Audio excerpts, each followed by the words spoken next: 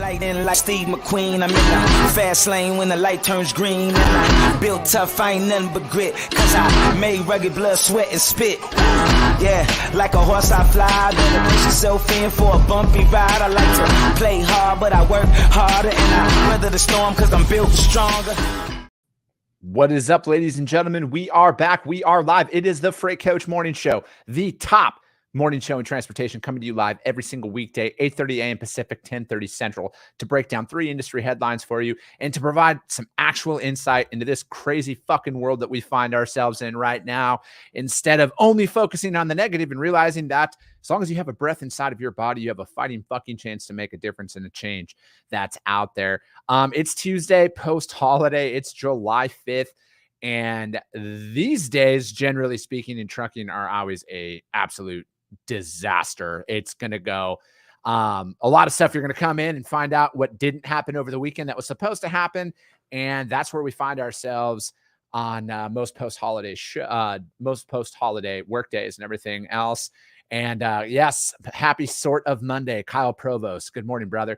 And as always, you guys, this show is brought to you by my friends over at VHub. Asset reallocation, you guys, is the future. It is the present in freight.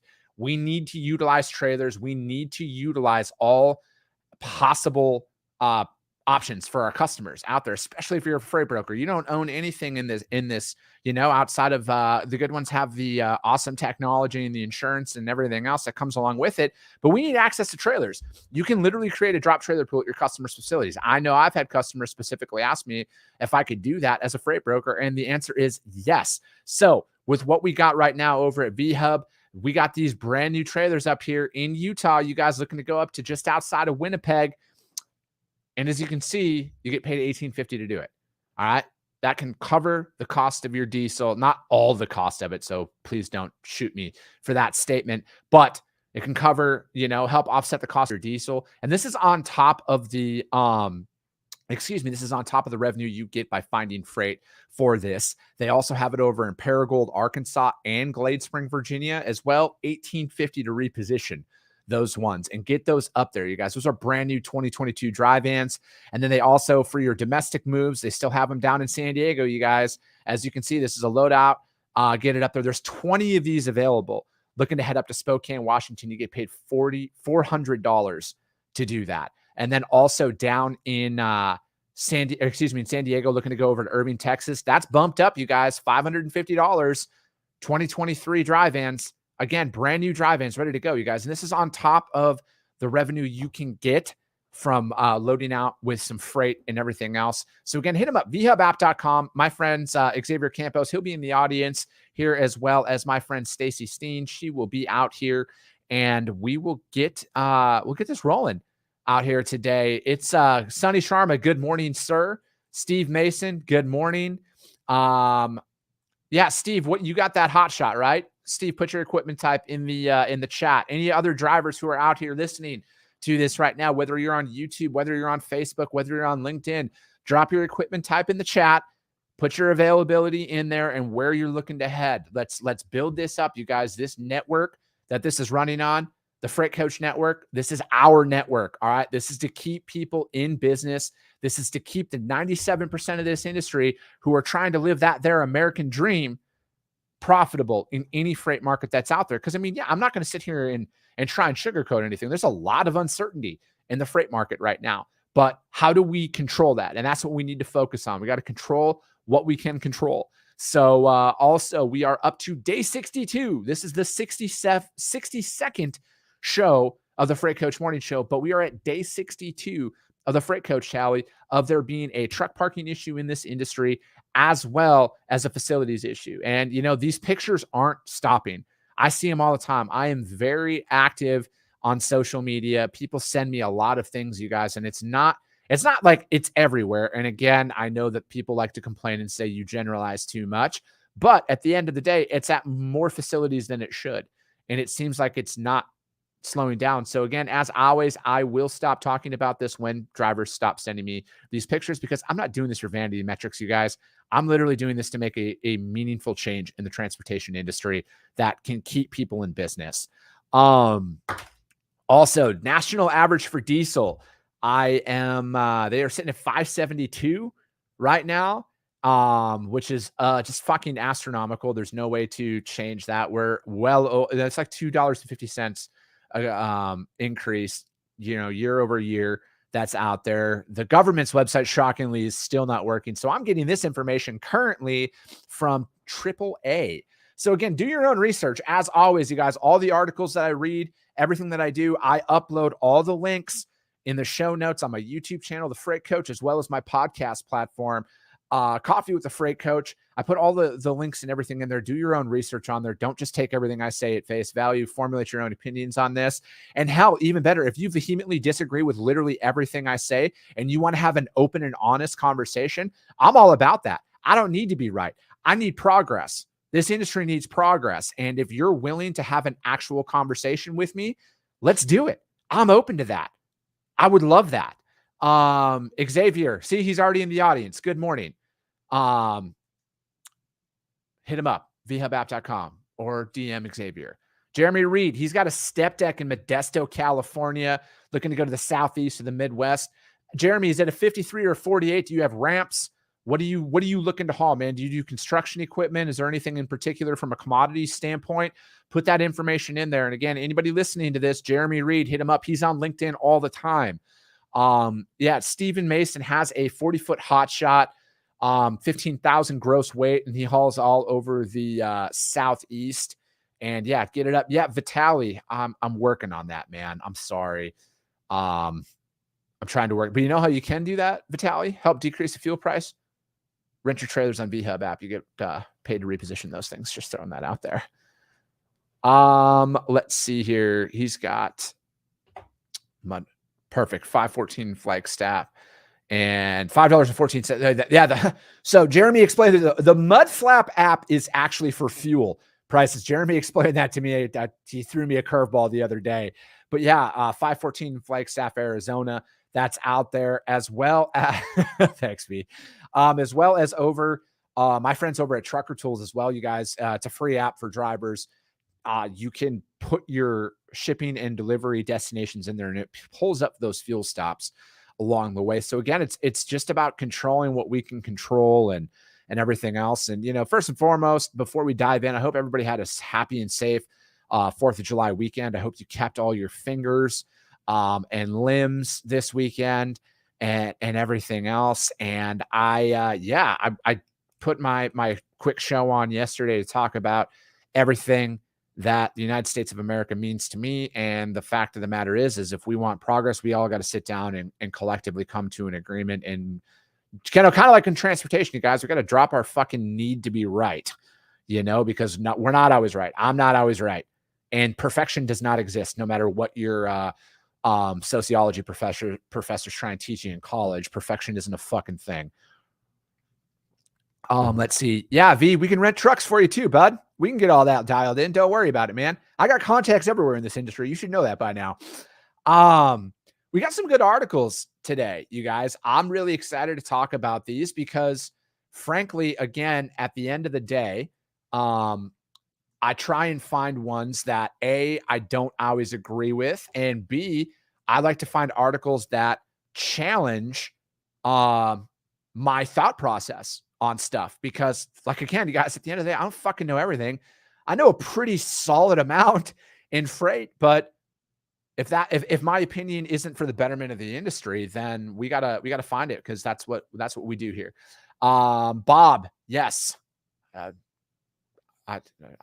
might be for the unity comment there. That's what I'm going to tie it into, though, Bob. Drew, good morning, brother. Thank you for joining. So I broke down this article, another article on Friday about AB5 and the fucking absolute nightmare that I feel it's going to be. But my friends over at the JOC put out an article. They released it Friday afternoon, well after the show was already over. But that California truckers expect business as usual amid the AB5 implementation. And again, I'm all about hearing multiple perspectives here. And I think that, okay, let's hear it.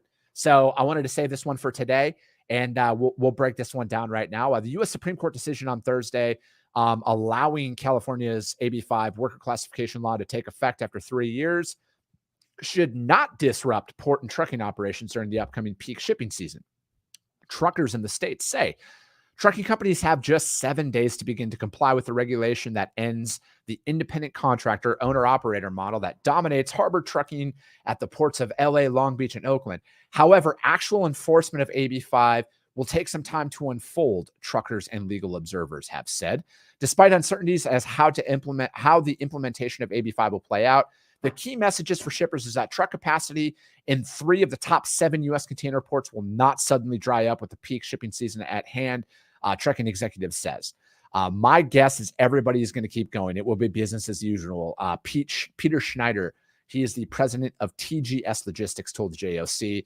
TGS has operations in NorCal and SoCal, and saw the handwriting on the wall in September when it was signed into law by Governor Newsom out there. And then rather waiting for the legal challenges by the California Trucking Association, that they established a hybrid model to ensure compliance. He says, we're already compliant. We have a brokerage division for owner operators and a trucking company for company truckers. So it's hard to say what will happen next. We're in the process of trying to find out how many drivers will be affected. Matt Schrapp, and he's the CEO of Harbor Trucking Association, which has member companies in NorCal and SoCal.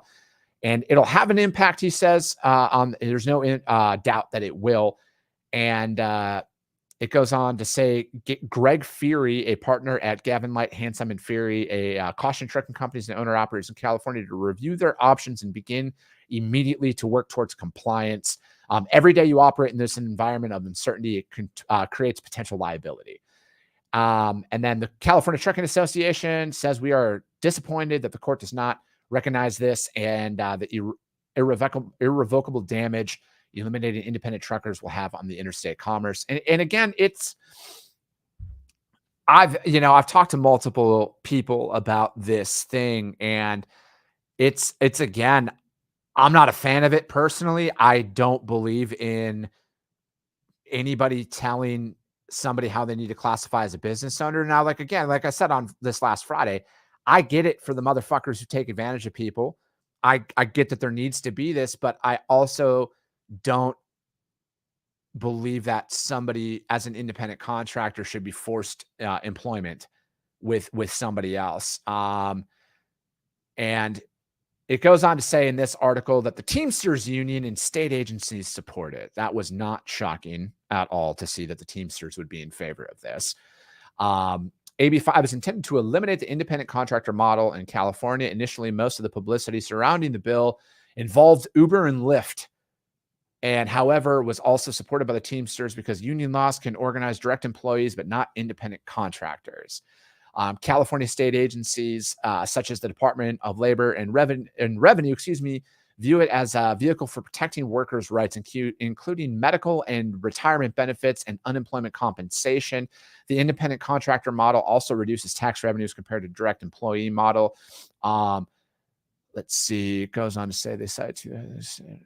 I'm skimming over all this. Trucking companies and owner operators have various options for complying. One of the most popular is the brokerage model, in which the trucking companies act as a broker connecting the driver to the retailer. So I would say this: the drivers set up their own small companies, which involves applying for their own operating authority and business license, purchasing liability, securing concession. Okay. All right, Schneider. Okay, I think that Schneider also operates. So doesn't take much time. It took him. So he's essentially, you got to. There's a workaround for this. There's always a fucking workaround, you guys. No matter what, you can find it. Most trucking companies I know of that have 5 or more trucks, I would say, have a brokerage authority of some sort. Whether they use it for everyday operations is hearsay. I'm not sure how many of them do that, but I think that, again, there's a way for you to do it. I in my heart of hearts, this article, well written as always. JOC's got their shit dialed in. I'm big fans of them. California truckers expect business as usual amid AB5 implementation. Check that article out. Again, I'm not a fan of it. All right. I'm not a fan of forced unionization or anything like that. I feel like there's got to be a happy medium. And I just don't believe in anybody telling me what I should or shouldn't do. All right. And that's with fucking everything. All right. To be very clear, that is with everything. That's how I feel everybody should be able to operate. Again, I'm a massive supporter of freedom. And I think that at the end of the day, if there are people out there who want to be a company driver and want health insurance and benefits, there's plenty of options out there, you know? But I also know individuals like my father who was an owner operator and all of this shit. And the last thing he wanted to do was work for somebody. That's why he did his own thing. So again, I just don't believe in forcing somebody to reclassify their business, because it's not like the state of California is going to protect these workers and take on any of their liabilities by forcing them to reclassify. Somebody's benefiting from this. You got to look at it like this from a top-down level. Somebody's benefiting from this, and it's not the fucking truck driver. All right? Hate to break it to you. It's not the truck driver who's benefiting from this. I wonder if it has anything to do with taxes, because California is notorious for having the best taxes. That was me being extremely sarcastic. Kyle Provost, AB5 still slightly confuses me. If I'm an owner-operator working under an LLC affiliate of the state of California, now I have to dissolve my LLC because I'm a truck driver. And then how is that different from freelance web? See, that's what the thing is, Kyle, is the research that I've done is it's all independent contractors, hairstylists, tattoo artists, if they do that, all of them are affected by AB5. It's not just trucking. And that's what my problem is because it might start out in that. It might start off with the Uber and Lyft drivers of the world. It might start off with just owner operators, but it's going to fuck it. This is my problem with a lot of these laws that are of government overreach, they're not just going to fucking stop there. All right. It's going to affect more people than not in the state of California. All right. It's a damaging precedent that is set by forcing people to classify as something that they shouldn't have to. Like, I'm technically an independent contractor, right? The fuck if I'm going to do that. Fortunately, I live in Arizona where I don't have to worry about this shit. But still, like, I just don't stand with that at all. But again, if there is anybody out here, anybody at all who is 1000% in support of AB5 and how it benefits all truck drivers, not a select few, but all of them, I would love to have you come on here and talk with me about this, because again, I'm all ears. Chris@thefreightcoach.com. Send me an email. The Freight Coach, research me on any social media platform. DM me on there if you are a massive supporter of AB5 and how it will literally benefit everybody out there. If you can, help me see something that I'm not seeing, please. I would love to learn more. Next article we are going to talk about today. Jeremy Reed with a laughing face. I'm assuming I know what he's talking about there. Next article from FreightWaves, how a controversial shipping law is swaying the price of gas. There are two types of people in this world, it goes on to say. Those who have never heard of the Jones Act, the law that requires American-built and staffed ships for maritime commerce within the U.S. I imagine these folks sleep peacefully at night and live in balanced harmony. The other type is not so lucky. They have an impassioned, unshakable opinion on the Jones Act. They believe it is either the root of all evil in the U.S. or believe that it's something to be protected unselfishly. Doing away with the Jones Act, according to them, would either spark the collapse of Western civilization or would solve all earthly ills. The Jones Act, you guys, Jones Act of 1920. Again, do all your own research on this on your own. It's very well published. That's out there, this law. And it goes on to say that the Jones Act requires all goods shipped between U.S. ports to be transported by U.S. vessels and operated primarily by Americans. It calls for providing the nation with a merchant marine that can transport goods between U.S. ports, increase national security during war times, and support a U.S. maritime industry. So my knowledge on the Jones Act is essentially that is implemented in a time of war to ensure that there is no foreign influence inside of our goods transportation to sway or deter any attacks from happening internally where they would take over our food supply and everything else that comes along with it. Again, please do all of your own research on that. The Jones Act of 1920 is what it is. You can go into, let's see, the article that I read on that.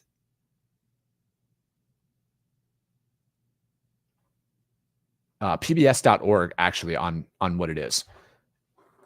It goes into explain what that is. And it's also can be titled as the Merchant Marine Act of 1920. But anyways, going on to say every 4 years, the Jones Act breaks out of its pigeonhole. One part of the cost of oil involves its transportation. Fuel moves around the U.S. via rail, pipelines, ships and tankers and barges. Ships that operate from the American port,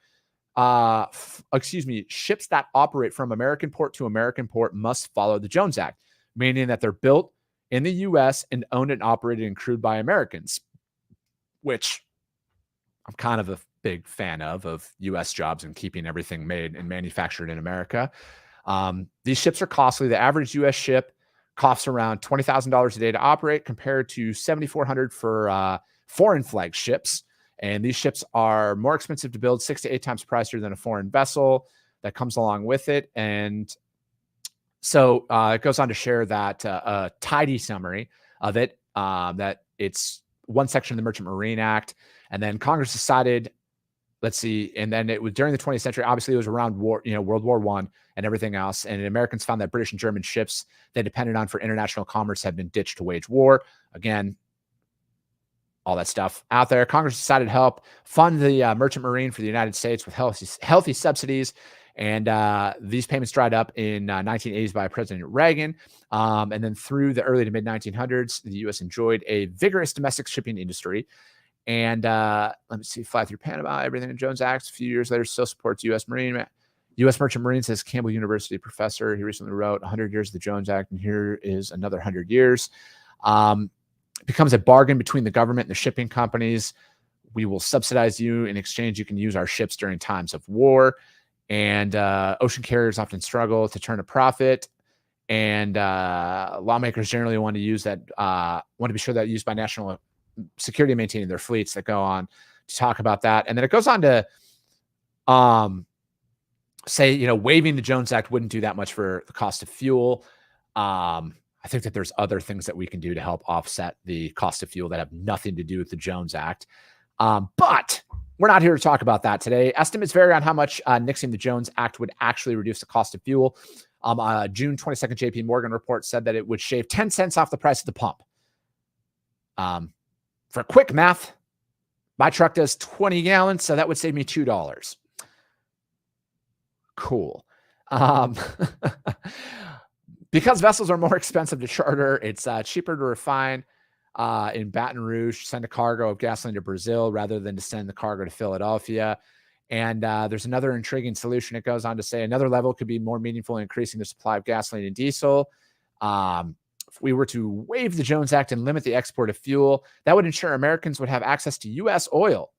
Even as U.S. oil reserves reach historic lows, the Gulf Coast is exporting more fuel than ever to regions such as Europe and Latin America. God, could you imagine that?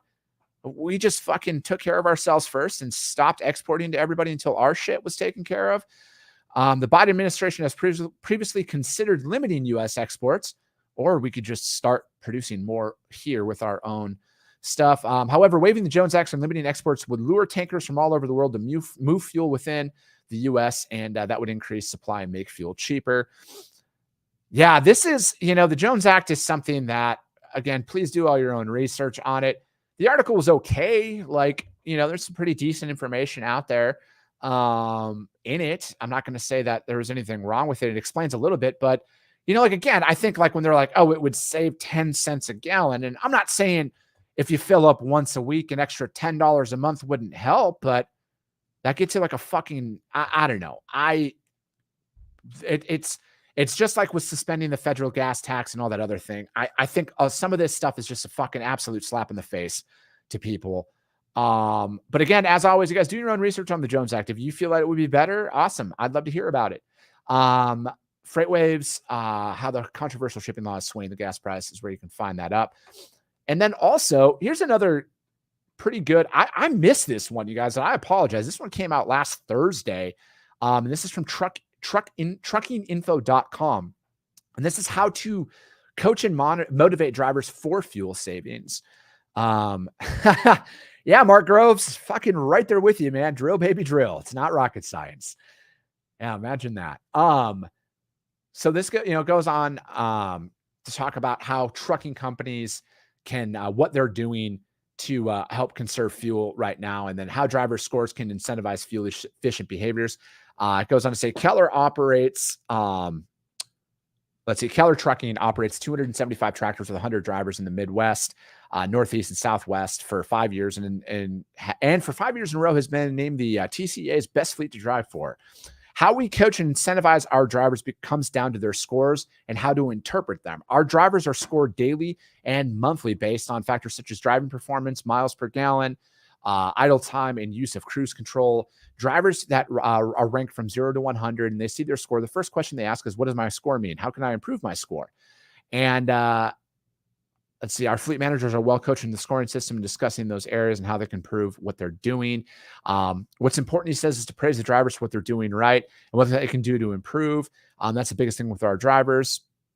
And then it also goes on like with credit card rewards, drivers builds up point to redeem things such as television and everything else. So it's helping conserve the fuel burn. And Roth cautioned, and then it goes, fuel efficient driving can mean big savings for fleet. Roth cautioned against an attitude of fuel as just a cost of doing business, or that fuel surcharges make it less of an issue. It goes on to say that you can go ahead and get your revenue at a higher rate, but also improving your miles per gallon with technologies and coaching drivers. You'll lower your fuel costs and make more money while you're at it. And again, it's like, I also, we talk about this, when the way that you operate in these markets right now, when it might not be in your favor, don't change. Live off of those exact same margins when you're fucking stacking, when it's in your when the market's in your favor. I think like that's the underlying message here, is it is knowing your costs, but and again, I'm not here to tell anybody how to run their business, but these are things to consider. All right. When the market flips back and the rates improve, your margins improve as a trucking company, I don't know why you would deviate away from this. Best practices are best practices regardless of the market. That's what keeps you in business, because it's not always cash and checks. As much as I would love for that to happen, you have your up months and your down months. That's just the cost of doing business. But it's like controlling the controllables. What can you do? And then it goes on to say that many of our miles per gallon tips, like watching your speed and driving slower, if you can save a lot. With trucks, there's an aerodynamic drag, and there's a big difference between 75 and I think they meant miles per hour here. 75 and 65 miles per hour, and from 65 to 55 is huge in excess of mileage per gallon. So we're not talking about thousands of dollars. So we are talking about thousands, if not tens of thousands of dollars saved at a slower speed. And then and does go on to say, and I get this as well, you're going to hear people say, we can't drive slow. There's freight to haul, and it's going to get to the truck stop. Make sure there's a truck to place to park. We can't drive slow. I get that, but it can be inexpensive getting to that truck stop 1 hour early in terms of the fuel that you burn. Again, there's a lot of good information in this article, and I get the drivers out there who are like, we got to turn and burn. We got to make our money and everything else. But I mean, we got to follow a business plan. We got to have something on lock for ourselves. It goes on. One driver says that she drives she said that she drives like she does on ice all year round. That puts her in a head that she has to be careful. And then what it does is it gets her to maintain her following distance and everything else, which improves safety, braking, and everything else. And it makes a difference in saving fuel. Again, that article, truckinginfo.com, how to coach and motivate drivers for fuel savings. Again, I think if you are a trucking company, a driver or an owner op, or however your business is, and you don't have this, there are tools and technology that are out there to help you in these times. And, it's just being aware of this. It's having a plan and executing upon that plan in any freight market. That's what's going to build you up to profitability, to pay off your debts, and then have all of your equipment not financed anymore. And then you get more of a buying power in certain things. And again, I think that's the big thing that we need to focus on now more than ever is education. That's what it's all about. We need to educate everybody to keep everybody in business. And that's what we do here at the Freight Coach Network. We are dedicated to keeping the 97% of this industry in business. All right. That's what we need to do. That's what we are doing. That's what we're committed to doing because we need each other. And frankly, it's fine. I'm going to be the one, as well as the others who have agreed to come on and be a part of this. We're putting best practices out there for you guys to apply and utilize and see a meaningful difference in your business and your lives so you can stay in business, because we are the greatest industry. All right. We are the backbone of this nation. And I want to help everybody live their American dream like I'm living my American dream right now. That's it for today, you guys. As always, the articles will be, the links will be up there on the Freight Coach YouTube channel, as well as the podcast audio only replay will be available here momentarily as well. That's it for today. If you saw value in this, you guys, as always, share it out there. Share the show. That's what I need. That's how this has continued to grow. And that's how we're going to continue to grow. And this is how we are going to literally flip this fucking industry on its back in the right way and shatter these traditional silos to actually be focused on progress and a path to profitability for everybody. I appreciate